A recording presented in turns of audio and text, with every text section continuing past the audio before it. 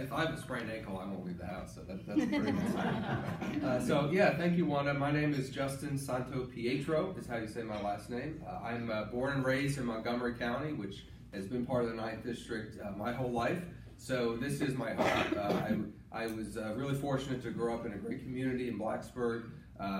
Got so many opportunities to go out and enjoy the beautiful area that we have. And I really love not only the natural beauty of this area, but the people in the 9th District from both ends of it. I mean, for those who don't know, it's a very big congressional district. It goes from here in Martinsville, basically up to Salem, then up to Covington, and all the way out to Grundy and then Lee County in the south. So the very western tip of this 9th District, I like to tell folks, is actually farther west than the city of Detroit. So that gives you a sense of how long it takes us to drive around this district. So I'm always glad to be on the closer side here in Martinsville. It's just an hour and a half for us. So thank you for being here tonight, this morning rather. And I really appreciate the opportunity to speak to groups like this, because this is, I think, what politics should be about, is being here with people, me talking a little bit and listening more to the concerns that people have. It shouldn't be just raising money, just doing ads and being around Washington trying to promote yourself. This is what politics should be. And because we have a Republican incumbent, Mr. Griffin, who is the exact opposite. He relies on the big money coming in, he's going to raise a lot, and he's going to spend it all right before the election on negative attack ads to smear whoever the opponent is. That is his strategy. That is the Republican strategy overall, right? That's how he beat Mr. Boucher back in 2010, and that's how he stayed elected this whole time. So he relies on that whole negative strategy. So in my view, the only way we can beat that is by doing things like this, is for me to meet as many as people as possible, shake their hand, talk to them in person, because if I've done that, I know that those negative ads have way less effect. That will just bounce off of people's heads if they've already seen me. If they haven't seen me and they see a picture of me with devil horns standing next to Nancy Pelosi, whatever they're going to do, they might actually believe that if I don't know who I am. So I always appreciate these opportunities, because we're never going to have the financial advantage like the Republicans have, to be honest. They have all the big money behind them, and more than we even know, because now after that terrible Supreme Court decision, they can get money from everywhere and you don't even know where it comes from. So we got to be ready. We have to be ready for the negative attacks that are going to come regardless of who the nominee is, because that is Mr. Griffin's tactic. And that is why he thinks he can never lose. And because he thinks he can never lose, he doesn't feel the need to actually get out here and make himself known and hear people and talk to them about their concerns. So we hear all across this district, people don't know who he is. If they know his name, they don't know what he's doing. And if they know his name, probably they haven't seen him. They couldn't pick him out of a lineup because so many people in this district don't know this man. Now, he lived right outside the district when he won. So you would think that he would make an extra effort to try to get out there and meet people since then. And that was way back in 2010. He's had 8 years to do it, and he ain't done it. It's the Morgan who is the question we get most of the time. So my view is, if I'm elected to Congress, if I'm fortunate enough to get there, I will be the exact opposite of that. My entire reason for doing this is because I want to talk to people and hear their concerns and try to bridge that huge gap between the way most people live and what's going on in Washington, D.C. So I think I'm qualified to do that because I actually spent a good bit of time in Washington, D.C. So after I graduated high school in Blacksburg, I went off to college, GW, George Washington, right there in Washington, and I started off studying government and politics. I got my degrees in those things, but I also worked in it. So because I was there, I had some good opportunities to get my foot in the door. My first gig was up on Capitol Hill working for Senator Franken, Al Franken from Minnesota. He was my first boss. And in that role was really a big learning experience for me. I got to see how all that stuff really works. It's one thing to just read about it in books and write essays, but to actually see it was pretty cool for me. So that was my baptism by fire in the reality of politics, just being thrown in there as a young kid. And after that, I was very fortunate to get a position in the Obama administration in a brand new agency that they had created called the Consumer Financial Protection Bureau. It had been created by that Dodd-Frank Financial Reform Act that we did, that the Obama administration did after the financial crash. And so I got to be there right at the beginning when they were doing a lot of really good stuff. And I got to work with some really, not only intelligent, but really good people in Washington. Now, I like to say that the problem with DC now is not that people are dumb. Everybody up there is pretty smart, they're well educated. The problem is, what are they doing with that education? And who are they working for? And unfortunately now, because of the way things are and the way the money works, so many people have basically made the decision to work for the powers that be, to work for the money and that big paycheck, and to work for the public now. It has been so degraded, it's so unappealing that people just don't do it anymore. And that's one of the biggest problems we have, is everyone gets stuck in their little special interest group and their little lobbying organization, and that's all that goes on. And that doesn't serve the interests of the people in the country really at all. So one of the best things I think I got to do at the Consumer Bureau, CFPB we called it, was that Congress told that agency that you have to start actually enforcing all these fair lending laws that are already on the books. So, we have the historically bad policy in this country of lending discrimination.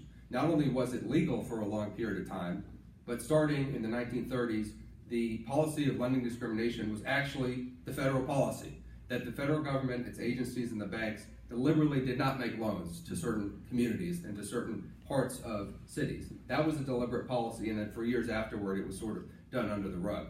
So the laws changed back in the 60s that made that illegal, but because they didn't have the resources to actually enforce it, it didn't make much of a difference. So one of the biggest things that that agency was doing was going after those bad lenders, taking those teams of lawyers that they had at the agency and suing them to make sure those laws were enforced. And in addition to that, we were able to work on other things to improve the laws that were already on the books. And one of those things that I always like to talk about that people generally aren't aware of is a law called the Home Mortgage Disclosure Act, or HMDA for short.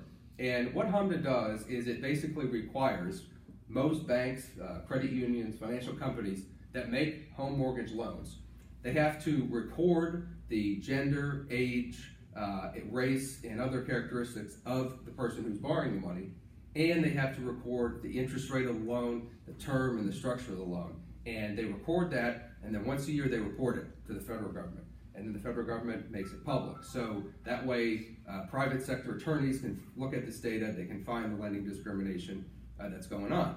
But unfortunately, a lot of that work that we did in the CFPB has already started to be rolled back by this new administration.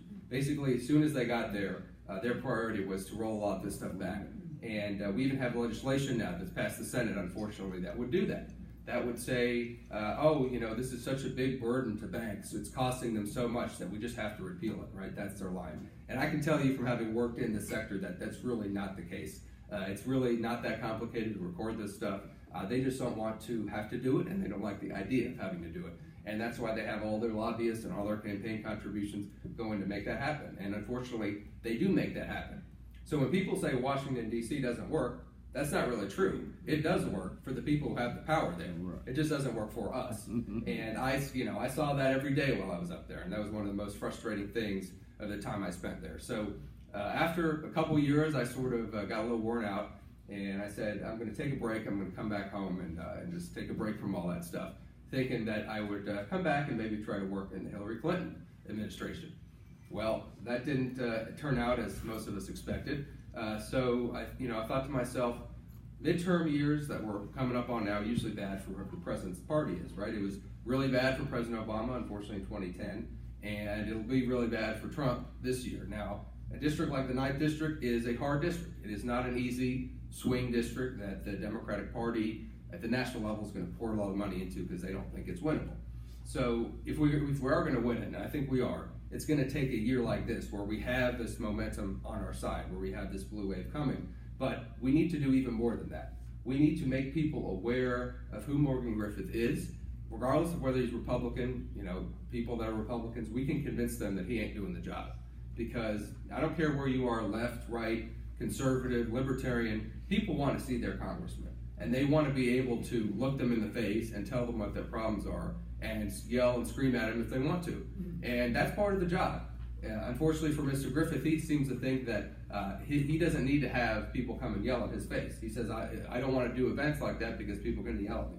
Well, that's too bad, because that's what the job is. And if you don't like that, that's fine. You can go back to the private sector and not be a public servant. The word public means you have to be accountable to the public. Every person who wants to yell at you has the right to do that.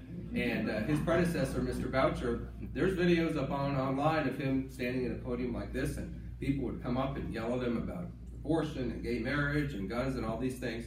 And he sat there and he listened and he explained his positions and he moved on. And that's what a public servant should do. And he's the example, I think, not just for me, but for candidates all over the country of a humble, hardworking public servant. And he sort of inspires me to do what I'm doing here, because we had that tremendous legacy of having Rick Boucher in the 9th District. Now, the 9th at that point did not extend out to Martinsville. It was basically just far southwest Virginia.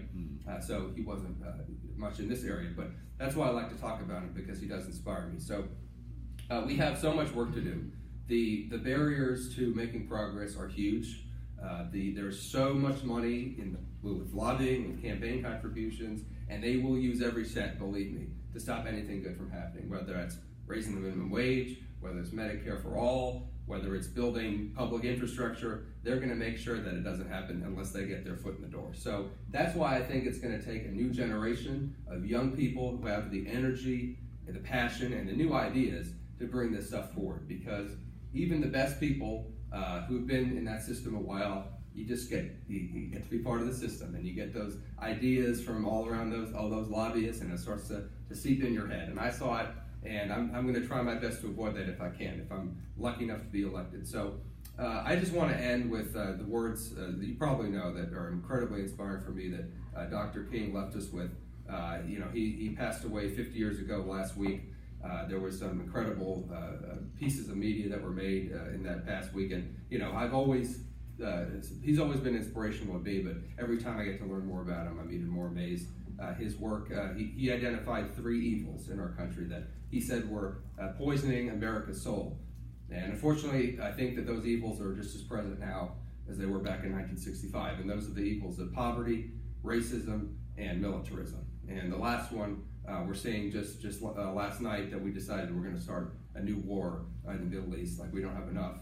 Our president decided we're just going to start dropping bombs again. So those barriers are still there. And so Dr. King told us in the face of these struggles, whatever you can do, if you can't fly, run. If you can't run, walk. If you can't walk, crawl. But keep moving forward. And that's what inspires me to run for office. That's why I'm here tonight, and I hope you all will support me and vote for me on June the 12th. Thanks.